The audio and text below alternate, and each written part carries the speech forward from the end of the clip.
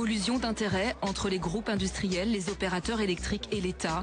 Pour Mitsuo Tanaka, il s'agit bien d'un lobby dont le but est de promouvoir l'extension de l'énergie nucléaire au Japon. C'est ce que les antinucléaires japonais dénoncent depuis des années.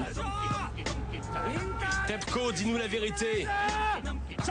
Jusqu'à présent, il n'était qu'une vingtaine à se rassembler chaque dimanche depuis 30 ans. Après l'accident de Fukushima, ils sont un petit millier. Ils manifestent désormais sous les fenêtres de TEPCO et de l'Agence de sûreté nucléaire. C'est encore peu, mais c'est aussi un grand pas dans ce pays où les manifestations sont extrêmement rares. Une nouvelle génération est en train de prendre le relais. Les militants historiques se laissent volontiers porter par cette nouvelle vague.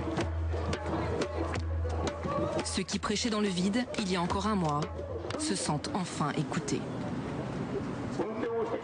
La centrale d'Hamaoka est construite sur une jonction de plaques. C'est là que j'habite. La compagnie électrique Chubu a dépensé énormément d'argent pour faire de la publicité et dire que tout était sécurisé. C'est faux.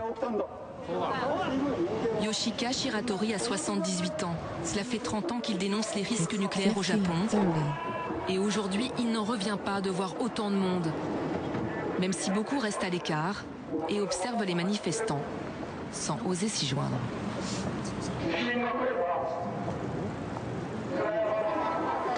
Vous venez de Tokyo? Non, de Yokohama. Vous savez, même à Yokohama, il y a de la radioactivité qui vient de Fukushima. Et je vais vous dire, au Japon, il n'y a aucune centrale qui est sans danger. Elles sont toutes construites sur des zones sismiques. Vous vous intéressiez à ce problème avant? Pas vraiment, je regardais un peu sur Internet. Et alors, pourquoi êtes-vous venu aujourd'hui? Avant Fukushima, il n'y avait pas beaucoup d'informations. Là, ça me préoccupe plus, car le problème s'est rapproché de nous avec la radioactivité. Yoshika Shiratori nous invite à le rejoindre chez lui. Il veut nous montrer la centrale nucléaire la plus dangereuse au monde, dit-il.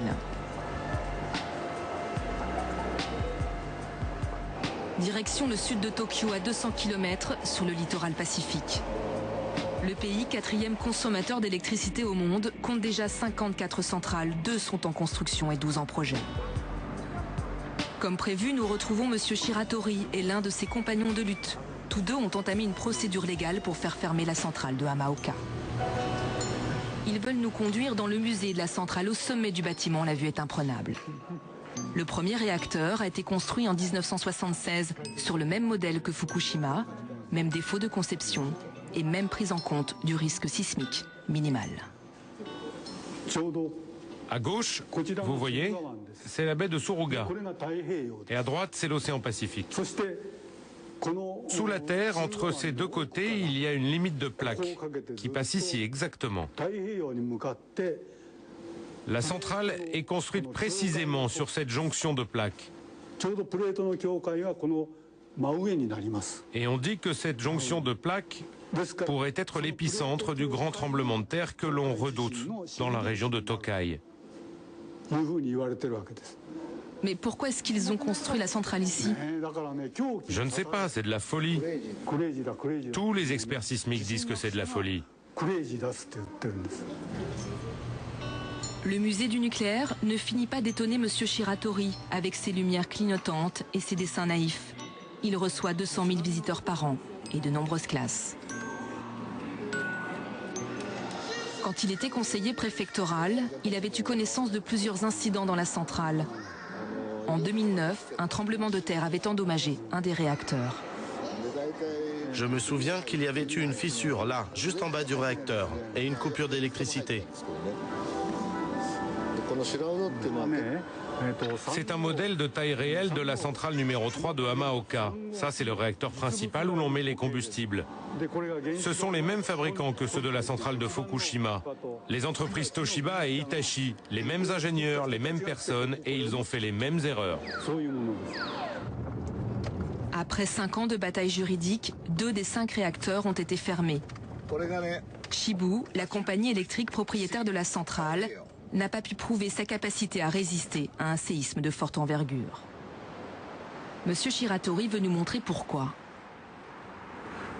Là, ça fait 8 mètres de hauteur. Non, je ne pense pas. Pas autant. Là-bas, ça fait 10 mètres, mais ici, il y a 6 mètres maximum. Cette dune, c'est pour protéger d'un tsunami? Exactement, c'est ce qu'ils disent, alors que c'est du sable. C'est vraiment une arnaque. Voilà, du sable blanc.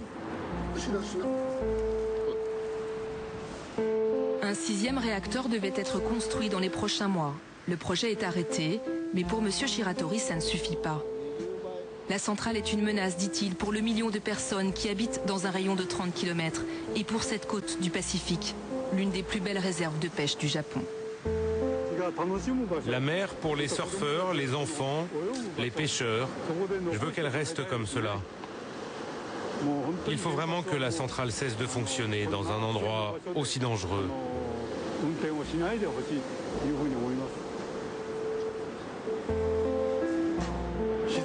Les Japonais, depuis toujours, étaient un peuple qui respectait la nature.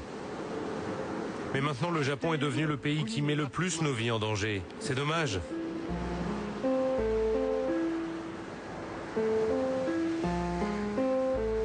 Souvent, M. Shiratori se sent seul dans son combat. La centrale fait vivre 2000 personnes ici. Il se souvient encore du jour où le maire de Hamaoka lui a dit « Pars, si tu as peur ».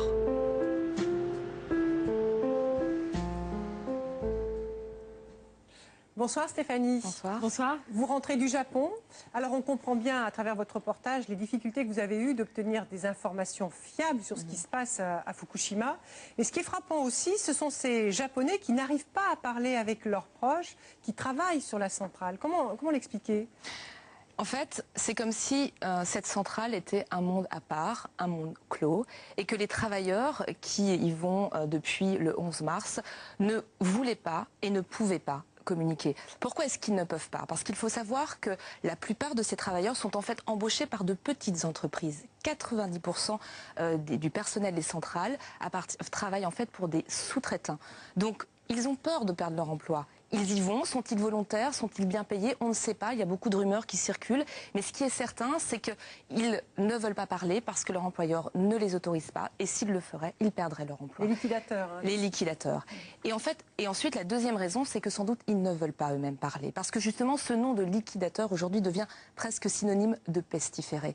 Et aujourd'hui, il y a un phénomène nouveau qui se produit au Japon, c'est que les personnes qui travaillent à la centrale en ce moment, mais aussi les personnes qui habitent dans la zone interdite, celle qui a été fermés et dont ils ont été évacués, 30 km. Exactement, commencent à devoir affronter la discrimination du reste de la population japonaise. Ils vivent un peu ce qu'ont vécu en fait les survivants irradiés de Nagasaki et Hiroshima, qui étaient mis à l'écart parce qu'ils avaient peur d'une contamination. Et aujourd'hui, depuis une semaine, on voit des centres d'accueil, comme on a vu dans le reportage, des gymnases, des écoles, qui exigent des certificats de non-contamination pour accueillir des familles avec des enfants qui habitaient dans cette zone et qui aujourd'hui commencent à être mis à l'écart. Stéphanie, à la fin de votre reportage, on ne peut pas s'empêcher de penser à une question. Depuis toujours, le Japon est soumis aux caprices, à la violence, à la cruauté de la nature, hein, avec des tremblements de terre, mais aussi des tsunamis.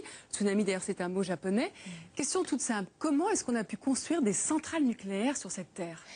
Eh bien, en fait, la plupart des centrales nucléaires ont été construites il y a une quarantaine d'années. À ce moment-là, l'activité sismique au Japon était beaucoup plus faible qu'aujourd'hui. Cependant, des sismologues avaient été consultés à l'époque, avaient fortement déconseillé de construire ces centrales, notamment dans les zones où elles ont été construites. Ils n'ont pas été écoutés. Ils n'ont pas été écoutés. Pourquoi? Parce que si, comme le dit très bien l'ancien ingénieur qui travaillait à la centrale de Fukushima, c'est que si on prévoit le risque sismique maximum, eh bien, on ne construit pas de centrale. Et en fait, ils ont choisi l'option basse. Ils se sont dit peut-être que ça n'arrivera pas et donc on va les construire, parce qu'on a besoin d'énergie. Il faut rappeler quand même que le Japon est le 4e consommateur d'électricité au monde, qu'il a connu une croissance fulgurante ces dernières décennies et qu'ils n'ont pas non plus de ressources naturelles tellement pour construire en fait, pour avoir de l'énergie. Donc ils ont recours à l'énergie nucléaire.